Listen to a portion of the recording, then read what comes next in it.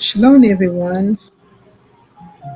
Today, I'd like to share a book called The Igbo of the Comparison, or the Igbo Israel, a comparison of Igbo and ancient Israel culture by this author here. I purchased this back in 2018, and I want to read from the chapter 1, and it's the migration narrative of the Hebrew Israelite or Erh-verh or Erh-verh people, which is located in West Africa. Actually, all across Africa, but in particular, he's going to be talking about West Africa. So, anyways, I'm going to start with a reading, and then I'm going to show some photos of the ancient Israelites during that time, and also the ancient Egyptians and how they look, how they were depicted back then. So you can follow the narrative with the face of the people that actually was during that time, how they look. So I'm going to start off with the migration narrative.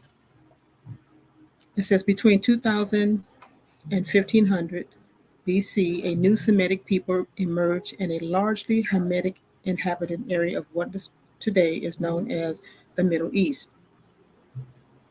And so it's talking about this area here.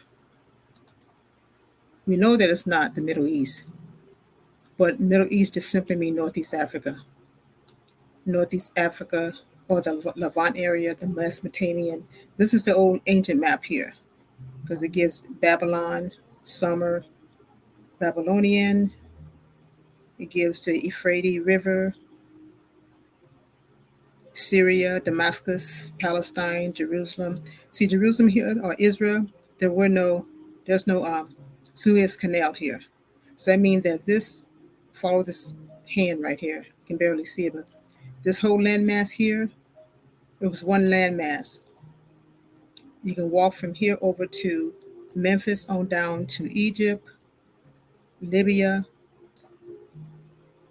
Then you go over to Languish, Syrian desert. Now I can understand back then when Israel was being captured by the Assyrians, the Babylonians, and so forth. These army was walking across the land. They wasn't taking any boats. They were walking because it was just one large landmass. This says they were the Hebrews. These herders would develop a major spiritually based civilization that would later have a remarkable influence over the world. Let me turn this down. Maybe I just want to, well, hopefully you can hear all of that. Not only did their culture spread across the globe, but so did the people themselves. The Hebrew civilization developed gradually from about 1800 BC and flourished until 70 AD as a collective people and state of Israel and later on in Judah. The unification was destroyed by the imperial forces in 70 AD, but the state resurfaced about 2,000 years later. The modern word Hebrew is derived from the word Erh-verh, I-V-R-I, and Ha-erh-verh, which are several names for the Jewish people. He used the word Jewish people. So I'm going to go ahead and use what he, wrote in his book. I'm going to change the name. I would say Yehudians, but he said Jewish, which is short. Judah is short for, or Jewish, Judah, same thing. It is possibly based on the name Eber, Abraham, ancestor mentioned in Genesis 10:21. So go read Genesis 10:21, and it'll give Abraham as a Hebrew or Eber.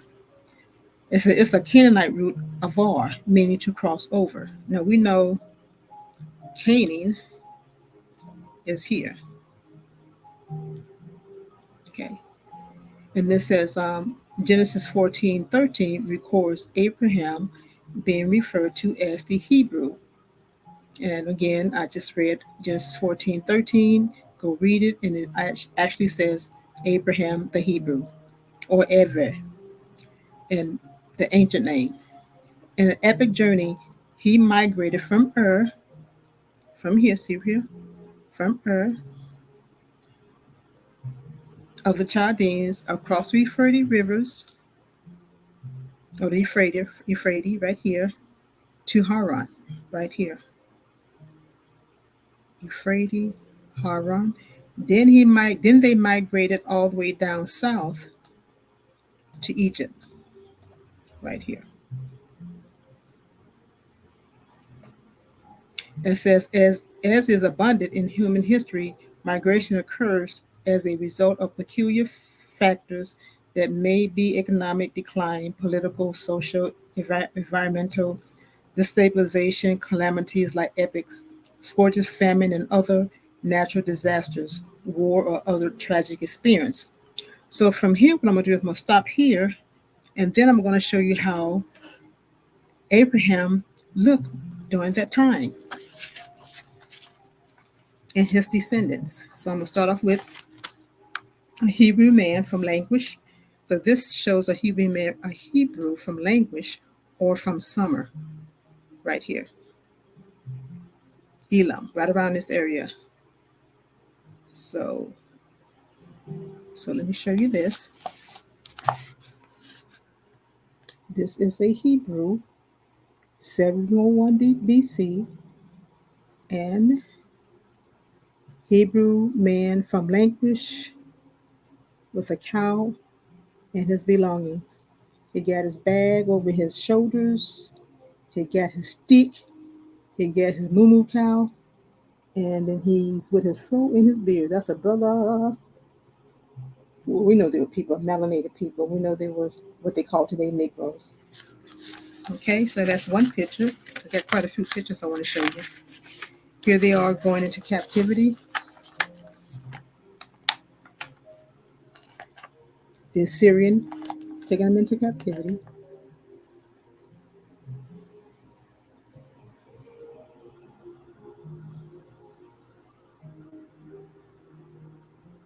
And also there's the Assyrian.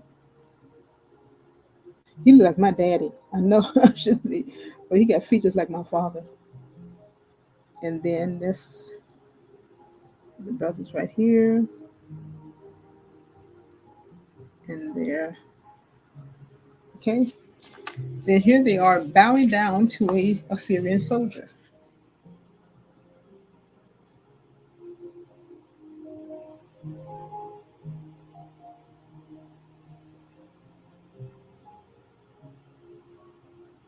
And this is who they bow down to. This, I guess. That's the Assyrian in front of them. And these are Hebrews bowing down.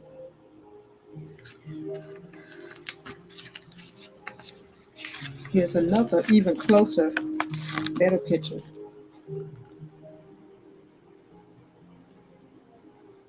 So the Syrians behind them, and there's two Hebrews in front of them. With their hands must be bound. Syrian. If you look at the feature of the Syrians and these Hebrews, they almost have the same features. Pretty much the same features. They're melanated people, what they call Negroes today. Now here's some pictures of the Assyrian without their helmet and just their curly hair, without any helmet or beard. These are Assyrians right here.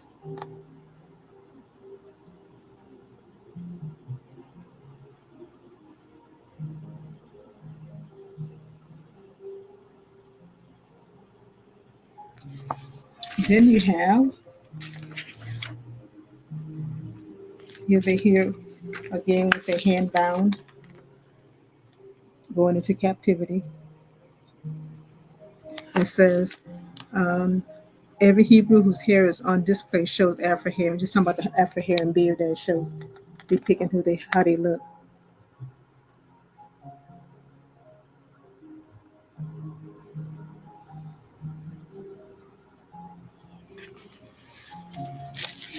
Now I'm going to take you to Yahshua HaMashiach himself And it says that oldest image of the Virgin Mary and the Christ child, approximately 230 AD.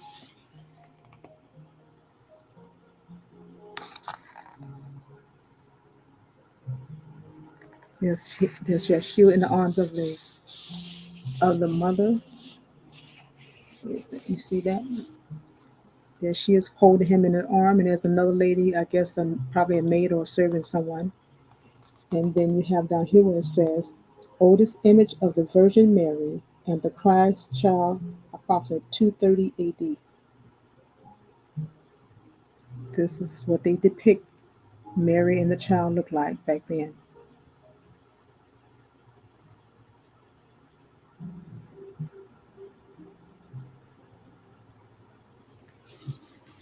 Then you have Moses, and register showing Moses and Hebrew crossing the Red Sea. So here's Moses crossing the Red Sea. There's the soldiers. There's Moses. I wonder if that's Joshua with him. And then you have over here. You have at the top, they see that hand right there? Two hands out. They didn't say what that was actually about, but this is Moses. Okay. Then you have the Good Shepherd, Yeshua HaMashiach, with the lamb over his shoulders. And it says, the Good Shepherd, figure 27, from St. Peter at the Marcellinus Catacombs. And this is how they painted Yeshua HaMashiach. This is how they depict how he looked back then. Now here's another figure of him from Tunisia of North Africa. Oops.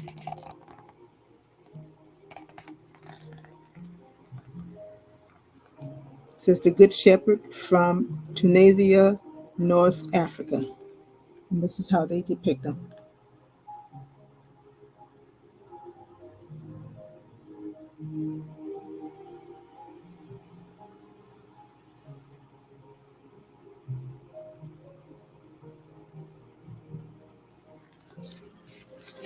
Then you have Abraham about to sacrifice Isaac. And it says Roman depiction of Abraham preparing to sacrifice his son. This is a Roman depiction drawing of Abraham, Isaac down at the bottom. And then it says Roman depiction of Abraham preparing to sacrifice his son. We know that was Isaac.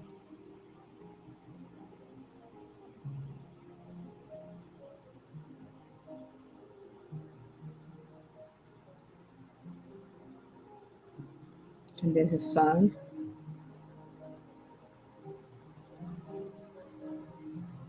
Like he's pure naked, no clothes on.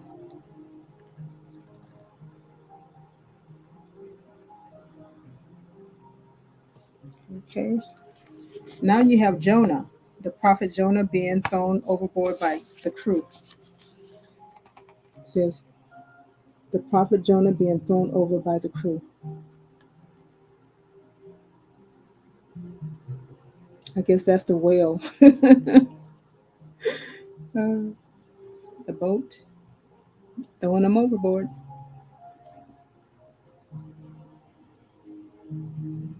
And here it is the bottom again, another picture, same picture but a different throwing him over. See, head first. See, head first. And these are the ones that throwing them over.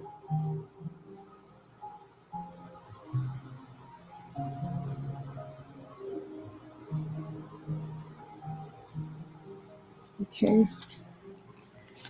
And I think that's it. No, you have Samson and the lion. Samson. Samson, the lion, and it says Samson and the lion.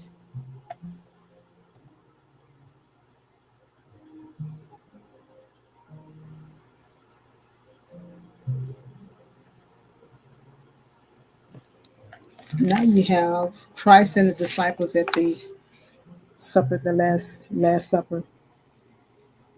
Christ and the disciples.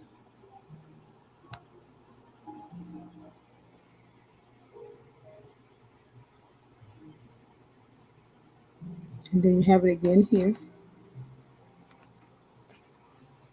Christ in the Last Supper. And this is the bottom one. It tells you this one is from, it says another vision of the same picture, Christ and disciples. Okay, just the same. It's the same picture. Both of them the same pictures right here.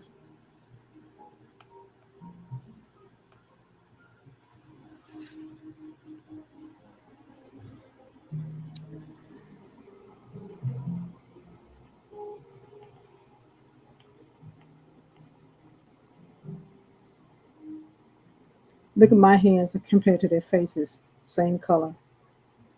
And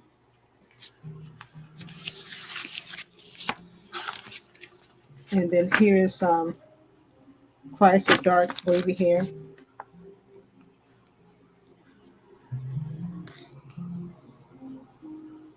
Close up Christ, dark with wavy hair.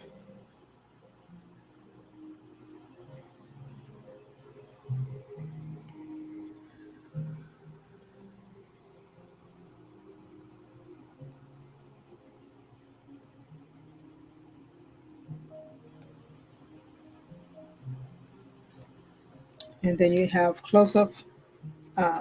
Here he is again. And this, it says, is from the Nazarella catacomb. A Nazarella, you pronounce that. And it says Nunzatella, Nunzatella catacomb. I guess I'm pronouncing that right. Anyways, from the catacomb.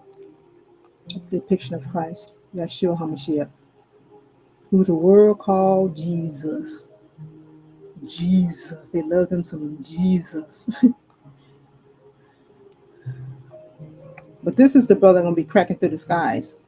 Not that Jesus they're depicting today. That's been whitewashed over 1,000 times.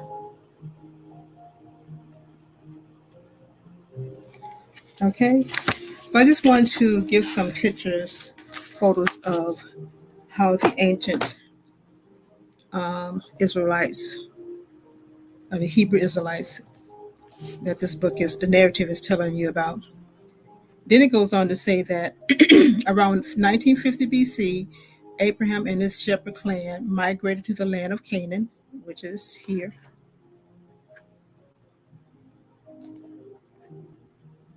Canaan here.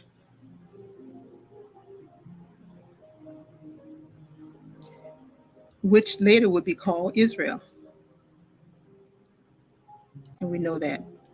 Canaan, Israel. I was reading another, looking at dictionaries. It was an ancient dictionary. And it says that actually, before Canaan, it was called Galilee, then Canaan, then Israel.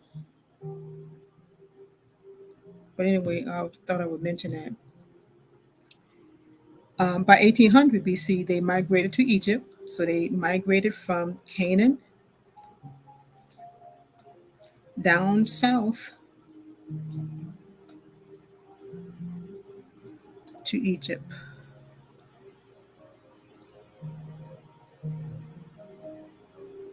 To avoid famine. Coming back from the great suffering about 400 years later to set up the kingdom of Israel. So remember when they, after the 400 years, it says Abraham and his shepherd clan migrated to the land of Canaan, which was later to be called Israel. Then by 1800 BC, they migrated to Egypt to avoid famine, coming back from a great suffering about 400 years later to set up the kingdom of Israel.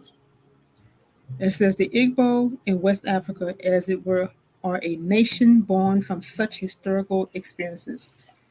The prior quotes preface the writing with biblical reference, which the author relied on as a credible source of Hebrew historical experience. And then it goes on to say, and it says, speaking of the Igbo, give a little history about them. It says, this fact has strengthened this relatively new approach in explaining Igbo history, spiritual, and cultural reality through scriptural accounts. Igbo ancestry has been a subject of profound interest for many people, even as historians, philosophers, sociologists, archaeologists, and anthropologists had offered valued research output on it.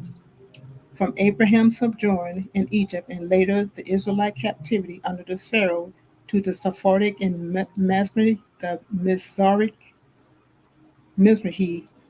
diaspora through the Levant. I guess I chopped that name up anyway. The Levant, we know that the Levant. Let's go back up here. I want to, it's just too big. So we know the Levant is up here. Let's see, right up in here, that's Levant. Northeast Africa is talking about the Levant, which is probably over up in here. But I got another map. Let me see another map. Um,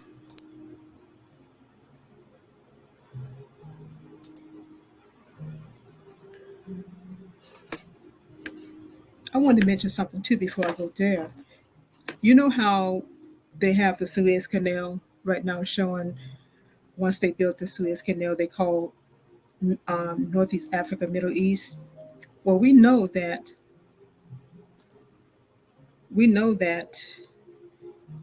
Mary and Joseph walked from Jerusalem but through this area here. Galilee, Nazareth, Jerusalem, Bethel, Judea, Gaza, and they walked into Egypt, and that's found in Matthew 2:13-23. So we know that again, it was at one time a large. It was one time a one large mass, one land, one large mass land, or one land mass. So I'm trying to get back to my other map here.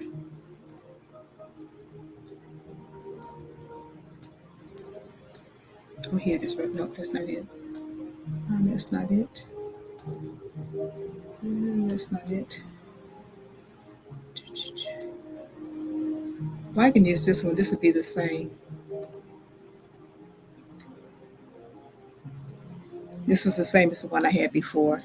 It was just one land mass. I got so many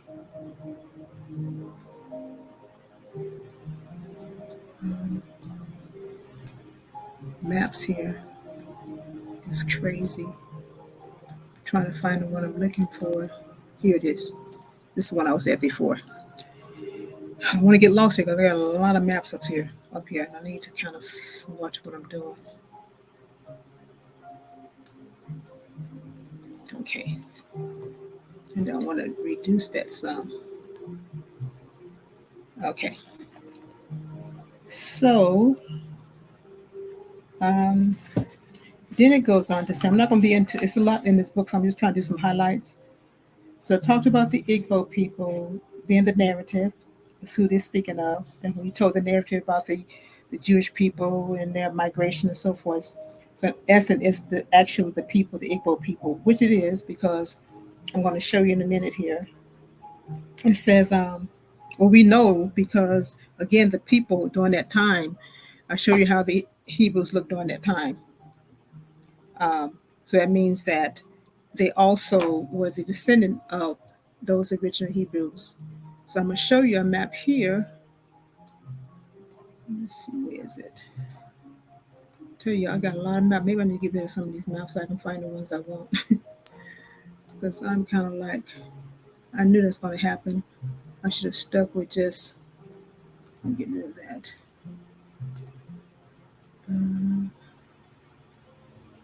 I already showed Mary. I may have to go out of here and oh, here it is. This is what I want to show you.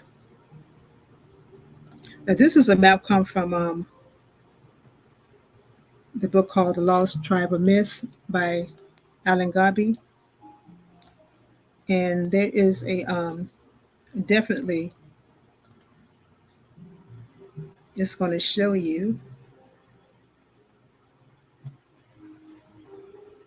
how there are during the time when he wrote this book, they drew a map showing the African Hebrews or African Jewish colonies in West Africa as well as North Africa. So we start with West Africa right now because this is who he's speaking of. He's talking about the migration of the people after 70 AD, went into Africa, went into North Africa, went into South Africa. So it went up north, east, west, and south. And I'm going to show you in this map right here. He's saying this during the Assyrian, the Babylonian and the other migrations after 70 AD. And then it goes on to say here, it says, I'm going to try cutting this short. It says, one such narrative is the Egypt narrative biblical account states that Israel was slave in Egypt for a great part of their 430 years sojourner, Exodus 12:40. So I'm going to show you how the people during that time in Africa, and it was the Middle Kingdom, because the Middle Kingdom is from the 18th dynasty through not the middle, but the New Kingdom. So 1446 BC, that is when King Thutmose, I guess this is a Tutmosis. I don't know if I pronounced it right. Anyway, he was the king during the 18th and 19th dynasty. So here is how some of the African kings looked. This is when they say that was during the time, but some say it was Seti. You get different accounts saying different pharaohs. We know it was the 18th, 19th dynasty, but I think there's some argument as to which king was ruling during that time. But anyway, this is on one king, and this is King Thutmosis II. And he has some just different looks on. I'm going to show you another picture of him with the nose broken. Here's some more kings. Here's a king, Thutmosis I, right here. That was Thutmosis I. The first one I showed you was Thutmosis II. And this is during the New Kingdom. The New Kingdom art of Egypt. And over to the right is another king during that time. That's a daughter. That actually is a queen. I'm sorry. This is a queen. At the bottom here, you have a king here, head of a tumult something monarch. And then you have this person, or this, I don't know who this is. This is another monarch. Then you have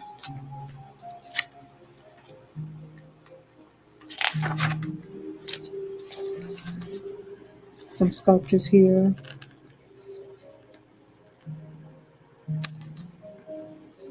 See how they broke the nose off?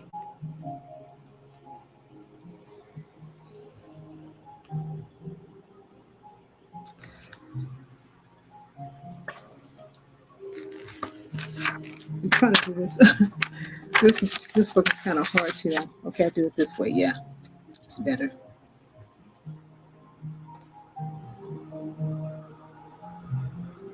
And we know our people come in different shades, phenotype, hair color, skin color, features.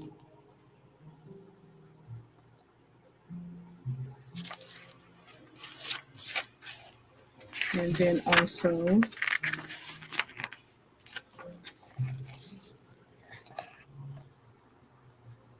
This is how the people looked when Israel was in Egypt and when Joseph was also taken to Egypt. This is how they were depicted in the Middle Kingdom, the New Kingdom, 1819 dynasty. And this book is through the 18th through the 20th some dynasty, I think. It was a set I found several years ago.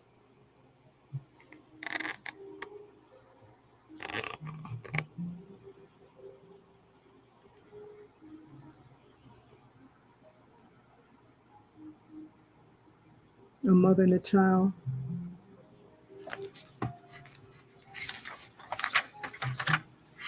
Some more pictures.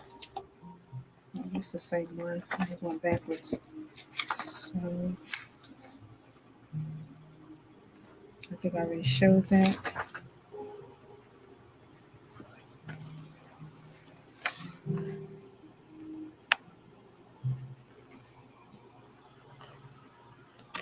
And this is Thutmose the third. It's one Thutmose the first king, Thutmose the first, second, and third. This is the third.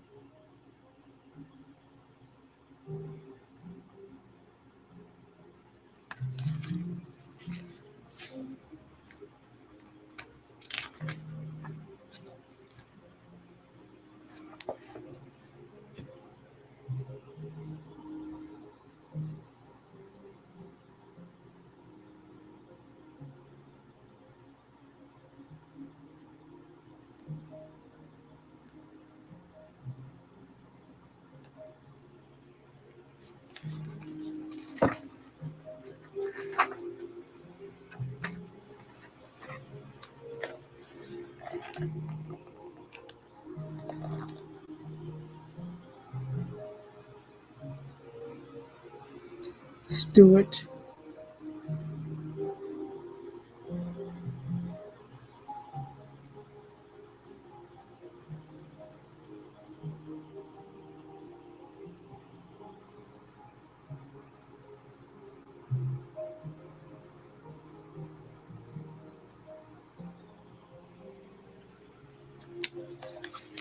I'm going to show a couple more, then I'm going to end it with the photos.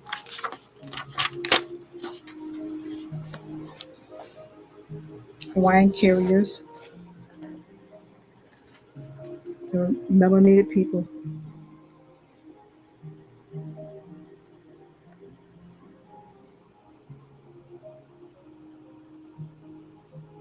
Now, I have a dictionary that shows these saying it's the Hebrews, but this just says wine carriers. But in this large, oh, I should have pulled that out because it's in color, and at the bottom it says Hebrews.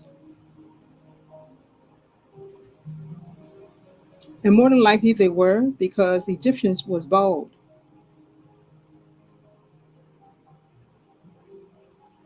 But these clearly are slaves.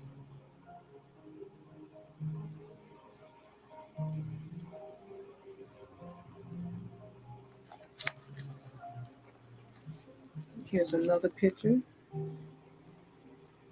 Now these lead to seem to be bald, but it could be hair too. I don't know. It says brick makers. Oh yeah, they was Hebrews. They brick makers. they are Hebrew slaves making bricks in the kingdom during the 1819 dynasty, y'all. So it says brick makers. I said Hebrew slaves, brick makers.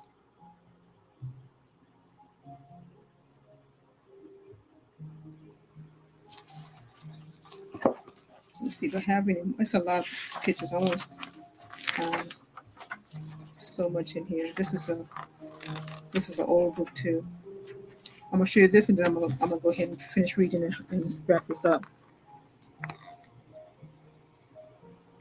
It says architect. I don't know what that is, but anyways, this must be a slave, possibly. And then here it says King Amenhotep II.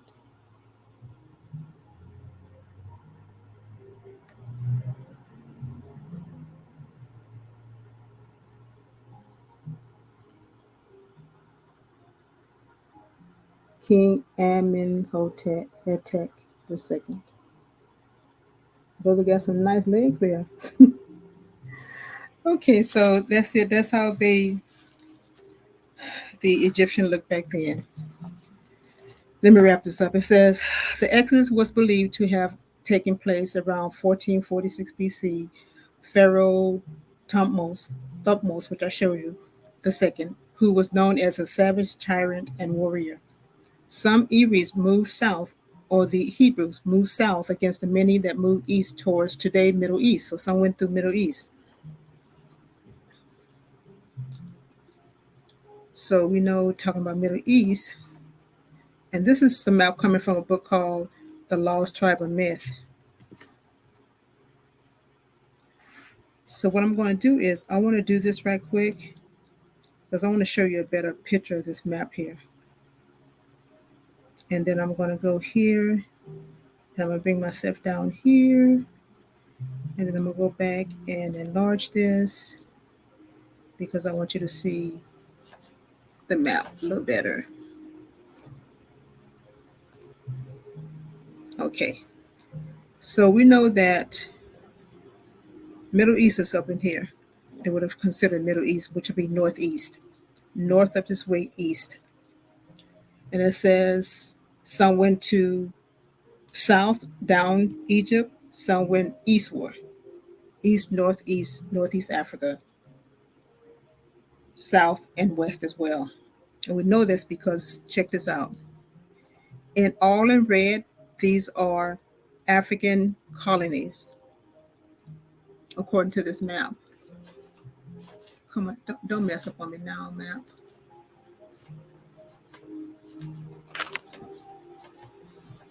And this is really starting to get on my nerves. Okay, so we have here, we have the Berber Jews, and we also have, they call Berber black Jews here. You have Mauritania here. You also have, take this out because this is causing a problem. You also have down here, you have south or west, you have the Slave Coast or Ivory Coast, Gold Coast, and the Slave Coast. And we know that the Slave Coast, we know this, the west coast of Africa, which is the house of Judah, because you have Benin Ephraim here, you have Levite here, you have Dahomey, which is Benin, you had a Benin kingdom, you had all these different kingdoms in West Africa. But these red markings with the name are actually African colonies in Africa. As far as back, it says as far as back 700 here, BC, up here, 640 BC, even during the Solomon time, it says here. You have the migration 7700 BC, the Libyan desert. So we migrated not just in one place in Africa, but north, south, east, and west. And this is where all the colonies are located. It says here that the Yemen Jews and Falashi, Berber, Moorish, and Negro Jews. And it says at the bottom here, it says other names in red are places of ancient Jewish colonies. In some cases, they give the dates. And this is what it said. All these red markings is telling you there were colonies here, African Jewish colonies. Senegal, Gambia. Then it goes on to say here, it says the southward migrated found settlement in Sudan and further down passing among the people of Nok culture, the Yukon, and arriving at the confluence of the river Niger. Now I'm going to go to another map right here. I hope I didn't get rid of it. Oh, here it is right here.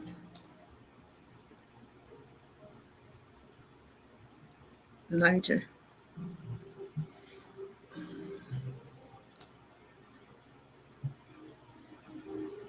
Niger right here. Crossed into the Amnabar land, then known as the Obokla in the present eastern region of Nigeria. Nigeria. Remember I'm gonna go back. I'm gonna show you this. It says the skepticism to this narrative arises because the Star of David was evacu- excavated, into Agula Iri in northern Igbo land and emerged an independent sign from contemporary external influences. It leaves the biblical exile narrative in 722 BC a credible one. I'm going to jump down to the part where it talks about this part here. It says, as early as the 8th and ninth century, Arabs chronicles report Jewish farmers in the Tinderma or Mali here region, and that's what they have in all those issues over there right now. Mali, Niger, Burkina Faso, Guinea, all these have our people still there in those areas. The Mali region on the Niger River here. A Portuguese chronicle dating from the early 16th century speaks of very rich but oppressed Jews in Wolata, Baru, southeast of Mauritania. Mauritania is here. Several Israelite communities were settled in the Western Africa during the glorious days of the Songhai 8th century. Ghana, down here, Mali, up here, and talking about Senegal and so forth. Now I'm gonna go back to the map that's from this book called The Lost Tribe of Myth, and it's going to the exact same map here where there were Jewish colonies all over Africa, and there were kingdoms. There were kingdoms. They had built kingdoms. The tribes, the Northern Kingdom, and some of the Southern Kingdom too. All of us wasn't taken from West Africa during the slave trade. So here, see where it says Ghana, Ghanata or Ghana Kingdom, Jewish Kingdom, Ephraim, Benin, and Benin Kingdom was over here, Benin Kingdom. And then you have, it says that in the 8th century, Mali Empire. So it says, as Igbos have always engaged trade as a major indulgent and livelihood endeavor, and this is referenced as a cause of the Judah present in West Africa even as far back as 638 AD. Well, we know they were there all over Africa, even during, it says here 640 BC. This is AD here, but this is 700 BC. Also traces, see, I want to go back down, I'm going too fast. Right here, BC.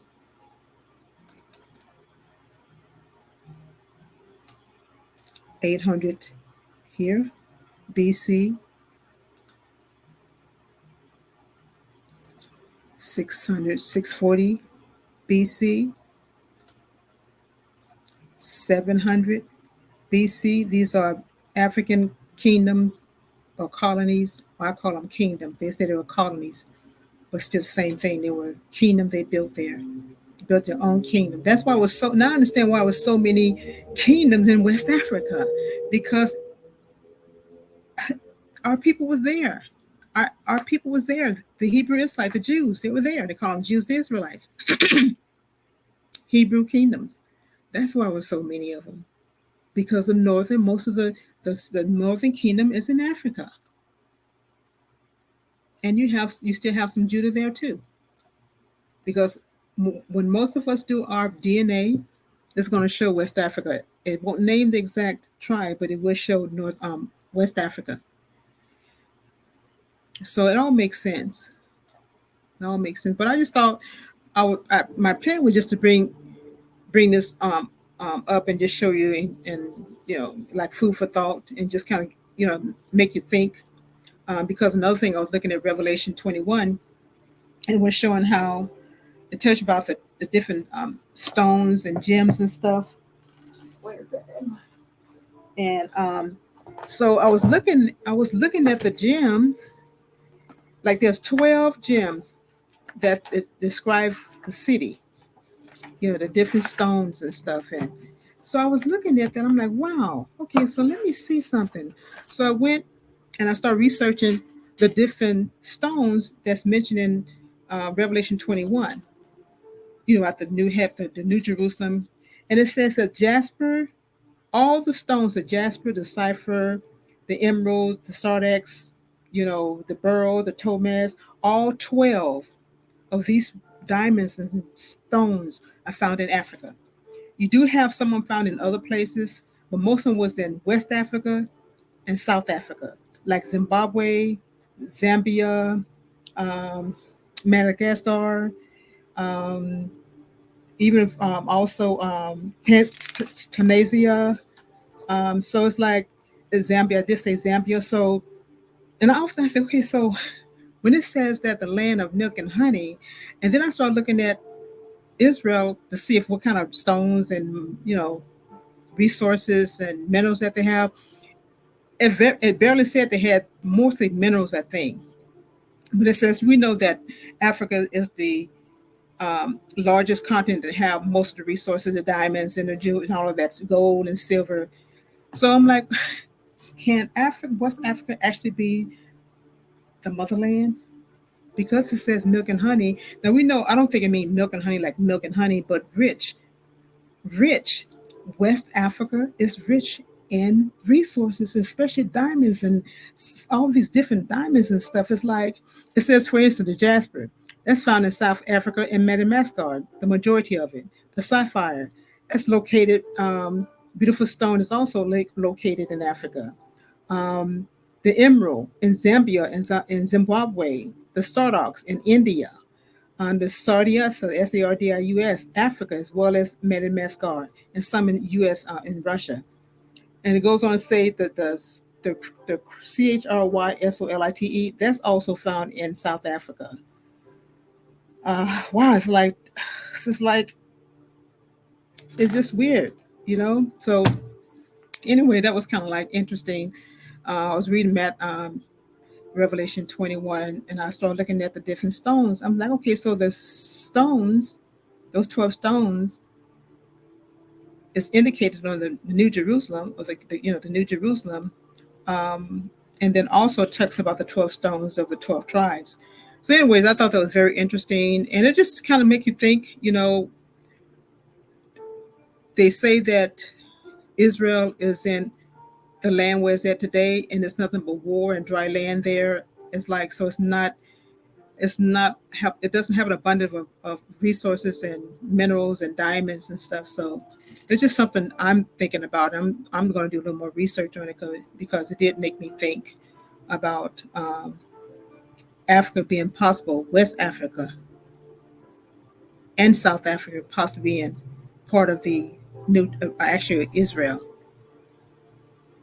So, anyways, you all, I thought I would share this today. Hope it made some sense. Um, it was very interesting to me. So, anyways, I'm going to go ahead and close this out. And I hope you all again found something that you probably learned from it, or at least make you think. Uh, Food for thought. There's a lot of food for thought today. So, anyway, shalom and have a blessed evening.